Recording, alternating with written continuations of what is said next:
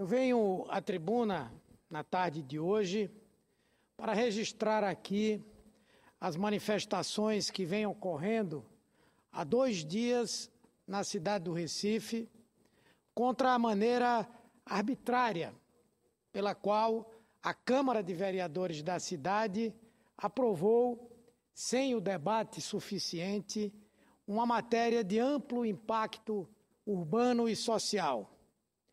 Desrespeitando os trâmites legislativos e sem prévio aviso, a mesa diretora daquela Câmara colocou em pauta, votou e aprovou o projeto de lei número 8 de 2015, de autoria do Poder Executivo Municipal, numa sessão em que a população foi impedida de assistir. Essa medida controversa, que trata de um importante plano urbanístico para o Cais José Estelita, o Cais de Santa Rita e o Cabanga, na região central do Recife, libera a construção de um importante projeto, o projeto Novo Recife, no Cais José Estelita, que inclui a construção de 13 prédios residenciais e comerciais de 12 a 38 andares, um túnel e ciclovias, entre outras obras para a área. Independentemente da posição que se tenha em relação a esse projeto, e na cidade há muitos que se colocam contrariamente e também os que se colocam a favor, mas independentemente disso, é inaceitável que a Câmara Municipal tenha se recusado a abrir as suas portas à população do Recife para que ela pudesse discutir o projeto de lei enviado pela Prefeitura. A mim, parece assustador que uma Casa Legislativa, essência do exercício democrático, impeça a população de participar do debate sobre os destinos da cidade em que vive e use de artifícios, aparentemente até ilegais, porque foram tomados ao arrepio do seu próprio regimento interno para aprovar um projeto contra o qual a mobilização de muitos recifenses já havia sido destaque em jornais de todo o Brasil e do mundo. Ou seja, ao invés de se fazer um debate aberto e franco, o que se viu foi a Câmara impedindo que a população pudesse externar a sua posição.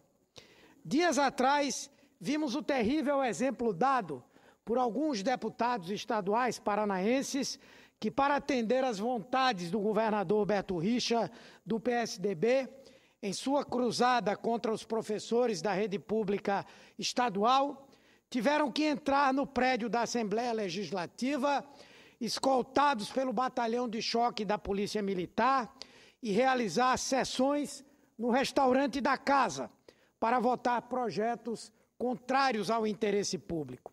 Aliás, todo o Brasil assistiu estarrecido ao brutal espancamento a que foram submetidos os professores manifestantes.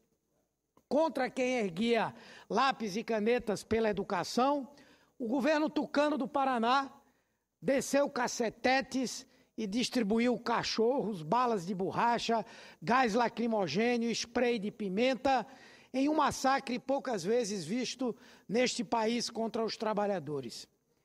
Mas, enfim, a Câmara Municipal do Recife agiu contra o espírito democrático ao cercear o debate sobre um tema dessa magnitude. Não avaliou sequer o parecer da sua Comissão de Meio Ambiente e nem o levou à discussão. Ignorou o pedido do Ministério Público para que o projeto pudesse voltar às instâncias iniciais e ser avaliado por uma Câmara Técnica. E, principalmente, ignorou a enorme mobilização de diversos setores da sociedade recifense que não aceitam que o projeto seja implementado sem que haja um consenso construído e formado. Estranhamente também, o prefeito da capital, Geraldo Júlio, que estava em São Paulo, também foi rápido ao assinar de lá mesmo o projeto aprovado de forma relâmpago pelos vereadores que compõem a sua base. Em suma, não foram necessárias mais que 5 horas para se aprovar uma medida que modificará, sem dúvida, a paisagem urbana do Recife de modo irremediável. Isso, volto a dizer, independentemente do que se pensa sobre o tema. Sou defensor de que haja, de fato, um projeto que possa ser implementado naquela região para que ela possa ser resgatada e possa ser um instrumento que alavanque o desenvolvimento da capital. Mas o ideal é que possamos construir algo consensual, que não seja nem a posição daqueles que não querem que haja, pelo menos por enquanto, nenhum tipo de projeto para a exploração da área e de outros que acham que essa exploração pode se dar de qualquer maneira. Por isso, a discussão era fundamental. Então, entendo que esse projeto, independentemente de que se seja contra ou a favor, não poderia ser votado, aprovado e sancionado da maneira assodada como foi. O resultado é que há 2 dias o movimento Ocupa Estelita voltou às ruas para demonstrar, de maneira pacífica, toda a sua oposição à forma como a Câmara Municipal e a Prefeitura do Recife conduziram esse processo.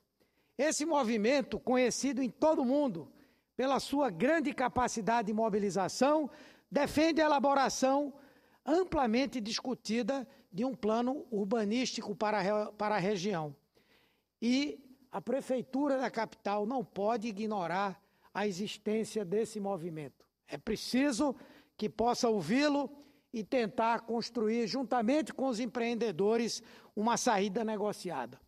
É preciso que a população participe ativamente desse debate e opine ao lado de técnicos de dentro e de fora do poder público, para a partir daí construir um projeto de lei legítimo e representativo, o que não corresponde àquele que foi aprovado e sancionado na segunda passada.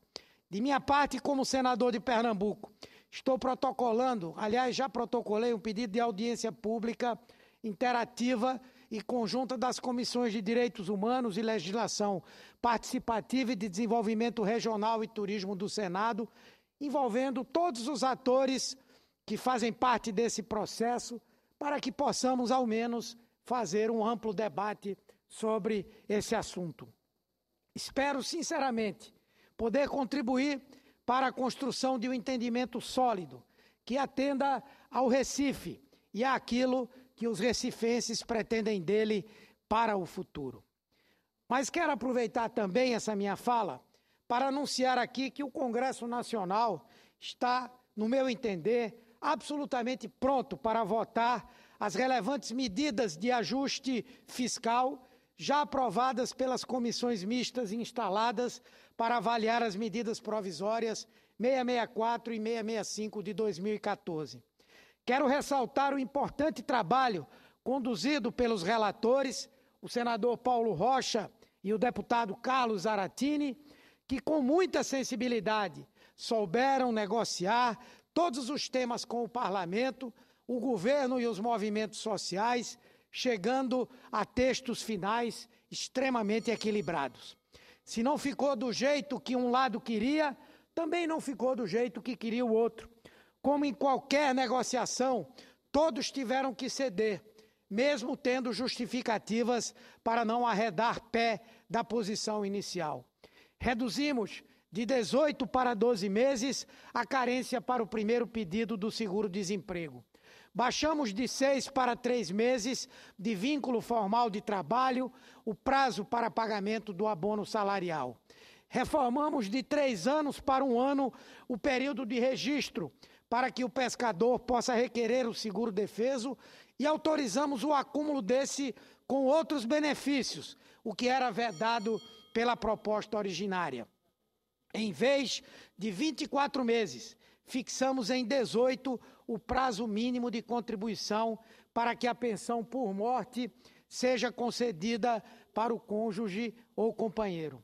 Enfim, avançamos muito nesse esforço para corrigir distorções que ameaçam benefícios de quem realmente precisa e assegurar a manutenção plena de todos os direitos trabalhistas e previdenciários conquistados pelos brasileiros à custa de muita luta e muito esforço. Resta agora a nós parlamentares cumprirmos a missão de aprovar essas medidas fundamentais à retomada do nosso crescimento econômico. Precisamos ajustar para avançar. O Brasil espera de nós a parte que cabe ao Congresso nesse esforço para adequarmos a estrutura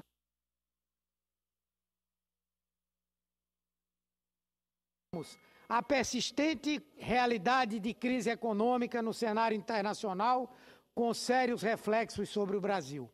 Para não retrocedermos em emprego, em renda, em direitos, em programas sociais que revolucionaram a história deste país, é necessário que assumamos esse compromisso com o Brasil e aprovemos essas medidas que agora tramitam na Câmara e em breve chegarão ao Senado. Manter o país nos trilhos do desenvolvimento inclusivo é um dever de todos nós. E, o quanto antes assumirmos essa tarefa, tanto melhor será para o Brasil e para os brasileiros. Muito obrigado, senhor presidente, pela tolerância.